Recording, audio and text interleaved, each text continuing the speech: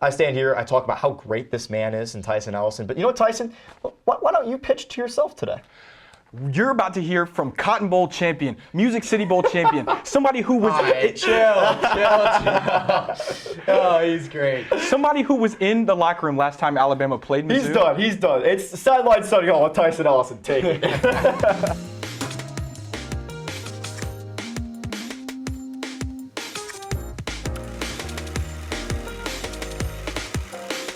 Come back in time with me to after Mizzou beat South Carolina, and I asked you what Mizzou had to do to beat the top 15 rankings. Well, half of the Mizzou audience, they're used to being underrated. They said you'd have to beat the Philadelphia Eagles to make the top 15. The other half had one clear goal in mind: beat Bama. This week, we found out all Mizzou had to do was sit at home during the bye week, and now you've got a top 15 matchup at home, but you have an opportunity to prove you belong in the top 15 at home with the Stadium Pulse against Alabama. And just like Zion Young is pointing at Ty Simpson, the whole Mizzou team should be focused on stopping this man here in the backfield. He is a dangerous threat with his arm, and pair that with the receivers that he's throwing to. Watch Ryan Williams attack this football here in one-on-one coverage. They're going to win those vertical routes down the field, and it's going to be tough to play defense when those explosive plays happen. Ty Simpson's processing doesn't get enough credit. Watch this. Linebacker comes down, or that's a safety. He notices the safety, pulls the running back in. Now safety has to bail back out. They change the play. Alabama changes their play as well. It's a chess match. So when the ball is snapped here, you should recognize this play if you play video games. Everybody abuses it online. This is that verticals concept, except the tight end starts in the core. But what Ty Simpson does so special here on this play, 4th and 7, you think he's going to throw to one of these vertical routes. Instead, he recognizes its zone coverage. He'll throw behind the first down marker and allow that tight end to make that play. Just a good read of the defense there by Ty Simpson. You don't want him to use his brain in this game if you beat him.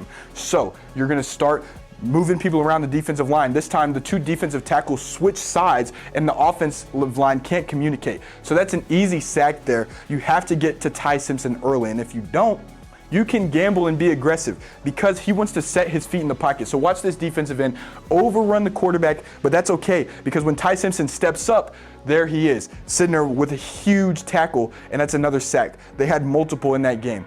Defensively, Alabama's just as dangerous down the field. On those vertical routes, you'll see either side of their secondary can win these one-on-one routes. No matter what side of the field, what time of the game, it's going to be hard to get separation against this talented secondary that Alabama has. He earned that seatbelt celebration there.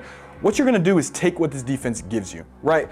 Play the zone and take what is there and nothing more. This is not the game for Bo Pribula to extend his average depth of target. Watch Pavia on this play. Notices here right at the first down marker, that's only a 10-yard throw, but there's so much space to make that completion, so you're going to take that pass and allow the receiver to get yards after the catch. That's 15-plus yards there on this play. How you beat this Alabama defense? Little secret. They don't like to stop the run. They're not very good at it. Watch here on this play. D lineman, linebacker, safety. Right? They're all going to play a factor in this touchdown for Vanderbilt. How does that happen? Well, defensive lineman gets double teamed here. What that means for the linebacker is he has to pull the double team off, which means shoot through this gap should be his tackle. Safety is playing this outside gap as well, making sure there's no space for the running back to run to.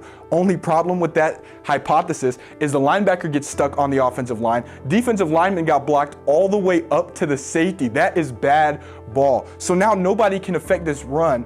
Cedric Alexander for Vanderbilt is going to be free, streaking down the field for 60-plus yards and a touchdown. But this is not a fluke. This team cannot stop the run. So example number 2, tight end now in a one-on-one block with the linebacker. He's going to pull across this offensive line, get into the fold there, and watch, boom, one-on-one matchup. He's got lower hands, he has leverage on the block, so when Pavia tries to run through that gap, guess what happens? He's free, untouched at that line of scrimmage. Imagine Ahmad Hardy untouched at the line of scrimmage, what he's going to do to that secondary. It's not going to be fun for them to play against. So this is the biggest factor. Mizzou comes into this game with something to prove.